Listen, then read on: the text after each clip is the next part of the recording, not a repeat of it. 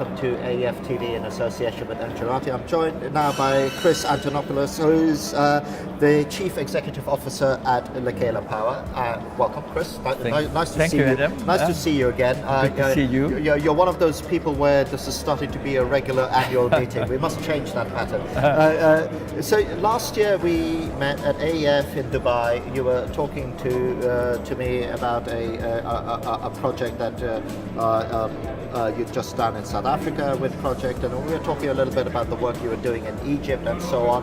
But that as it was, can you just give us a little bit of an update about what's happening in Lekela at the moment? Just bring us up to date, and then we can go into some of the details. All right. Well, yeah, with pleasure, Adam, and thank you very much for inviting me. And actually, I like to be here, so we can continue doing this interviews, no doubt. Good. Yes.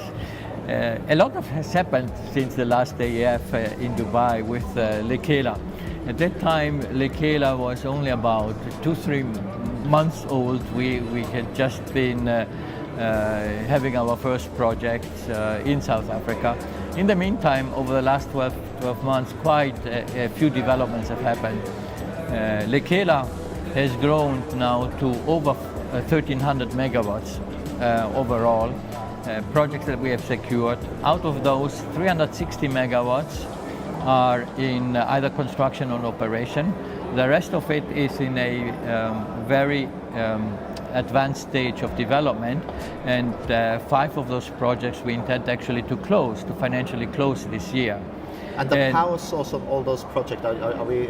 Because I know we were talking predominantly about wind last year. Are all of them wind, or? No, it's majority is wind, but we have also some solar projects. Okay. And the key countries where we have these projects are continue to be still South Africa, then in Egypt, in Ghana, and just yesterday we announced another 150 megawatt project in Senegal, a wind project, which we have acquired the development rights, and we will be the sole investor in the project. That's also a project which is expected to close by Q4 of this year. So that's reasonably fast, right? Yes. Most people hear this here, oh, we're now taking 12 to 18 months. You seem to be beating that. Yeah. We'll go on to that because that's interesting. We'll go on to that in a second. Just to close that update on what's happening with Lekela, you mentioned that IFC Group are investing. It was this morning. It was also announced that the IFC Group is investing indirectly through our shareholder Mainstream into Lekela Power, and of course for us that's great because we use the IFC Group, the World Bank Group, in many of the financings. So they are on the lending side, and it's great to see that they have such a great interest in what Lekela is doing. And it's also a validation, isn't it? Absolutely. When someone gives you the money, but then they say, hey, we'd also like some of the operational action or at that time by being shareholder. It's a validation of the work. Absolutely, yes. I think they like the way that we are working. We are a profit organization, but in addition to that, we would like to be a good corporate citizen in the community where we're working. So a big focus of Lekela is actually on social corporate responsibility. So we're doing a lot of work with the local community to make sure that they benefit from our projects, that we get local supplies, local labor. We work with the community to assist them in schools and other social investments, so that they can see that it's not just a economic investment, but rather also a social investment. And does that also include the things around the sort of skills transfer and being able to say that, okay, because it's actually the renewable revolution, for want of a better word, is one of those rare technology revolutions that has happened in the near past that is actually incredibly job creating as well, because you need people there switching out the PVs or the turbines or Exactly. whatever. Right. So is that all part of it as well? It's all part of it.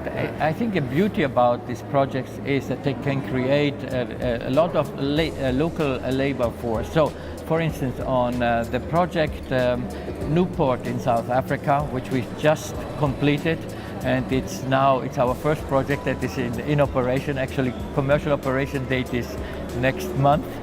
Everything according to budget, to schedule, but most importantly, we have been able during the construction period to employ more than 200 local people during this period, and of course these people now have also received certificates, and they can move and do other work with other wind projects or other projects in the region. And what's the ongoing? I'm struggling for the word. What's the ongoing onboarding as a part of the operational side of that? Is that also local, or do you need to upskill first and then transfer? It's actually a combination of the two. We try to make it as local as possible, but of course, in the beginning, you need to have some expats who are running the show. But as the time moves, we like to reduce expats and bring local workforce to the extent possible. And if we can sort of move on to wind, because right. You said it's not just wind you do, but the majority of your projects are wind projects. Right. Which is interesting, because most people who are sitting here say it all seems to be about PV and so on, which may be a little bit simpler, but where is the wind technology? Because it does provide something different to the energy mix, but you can't just plonk a wind farm anywhere. There's a bit more detail in it. Yeah. So does that detail create a form of lag in terms of creating wind farms or wind projects? Well, what we are seeing is that the competition for wind projects is less than when you have a solar PV, and I think most of it is related to the development period. It takes much longer to do a wind project before you reach financial closing. I mean, typically 2-3 years just to develop, because you have to put up the met mast, measure for at least a year. You have to do bird studies and other studies. So there is a specific know-how that you need to have with respect to maximizing the energy yield, the wind yield, which you don't need to have for solar PV. So the development period is more complicated, longer, more expensive, right? And the knowledge that you need to have also during construction and then operation is, I think, it's more complicated than for solar projects. That's why you see fewer people engaging into wind, and quite a lot, I would say, that are engaging in the solar PV. So it gives you some form of benefit that there's less competition because of that and so on. But do you think that the potential for wind? I mean, we don't hear a lot of talk about offshore wind and so on, but the potential for wind is because of that sometimes somewhat overlooked. I think to some extent, yes. When we're looking at Africa, actually has quite good wind resources, many places, and the second thing that plays to it is that the technology has moved quite dramatically. Right now you can do wind projects with wind speeds which are, let's say, 6 or 7 meters a second, and still do it economically. 2-3 years back, that was not the case at all. You needed subsidies, etc. The other thing, over the last 3 years, you've seen also that the price curve has come down, and wind power has become very competitive compared to conventional power. So there is a lot of opportunity, particularly in Africa, to do these wind projects. And that's why we are, I would say, very successful in doing so. Because isn't there, I mean, this is just an observational point, it's like with wind, you aren't covering large swathes of ground. Right. You're sticking a mast in. Right. So that ground can still be doing other things like Right. be farmed or Exactly. used for grazing or whatever. Exactly. I think that's one of the major benefits for the local community. Yes, you need a lot of space, but actually out of the total space that you need, only 5% is really needed. So 95% of the space can still be used for farming. And the people who are leasing the lands to us, of course, they benefit from getting leases on the wind farm as well. So it's and the third one, we shouldn't forget this, is having a wind farm there.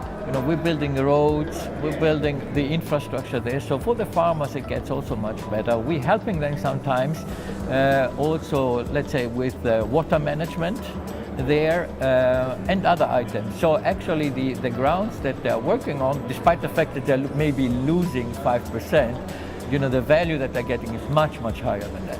And on that technology side of things, I mean, what are some of the technologies drivers that are making it affordable? Is it new materials coming on stream? I mean, what is it that's dropping the price curve? Because there's a lot of people who are doing trying to come up with the equivalent of Moore's law for PVs. Yeah. Is there something similar for wind turbine, or is it much more constrained by the laws of physics? It is more constrained, and what people expect is, yes, there will be some drop in pricing, no doubt about it, but the drop that is expected for solar PV is much, much bigger. And the reason for that, why the prices are coming down, I would say, are the following.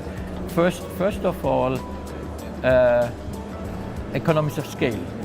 There are more and more wind farms around. The technology is becoming much more mature and controllable, and therefore, prices are coming down. That's one. Secondly, is of course the technology. The technology is moving, and you get bigger and bigger wind farms with better yields, etc. So on a yield basis, which means on a kilowatt-hour basis, the prices are dropping as well. Because that operating window is being stretched. You mentioned it at the bottom end, but it's also being stretched at the top end. And, right. You can have the turbines going, because not many people know that there is a certain speed at which you need to stop these things, because you go supersonic at the wind turbine, right? So, almost, yes.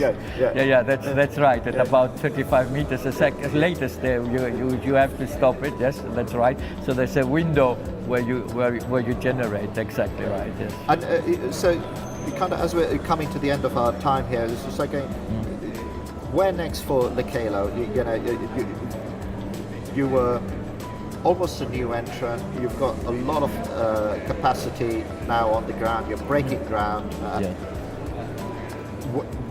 What's the next year? I'm teeing you up for next year's interview. Right. What are you going to do for next year? Then we can do a similar recap. Exactly. Well, first of all, I think this year for us, it's a year of financial closings.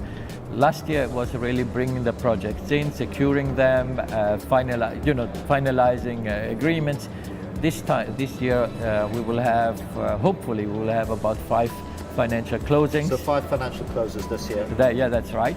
That doesn't mean that we will stop with bringing in new projects. After all, Lekela is a pan-African platform.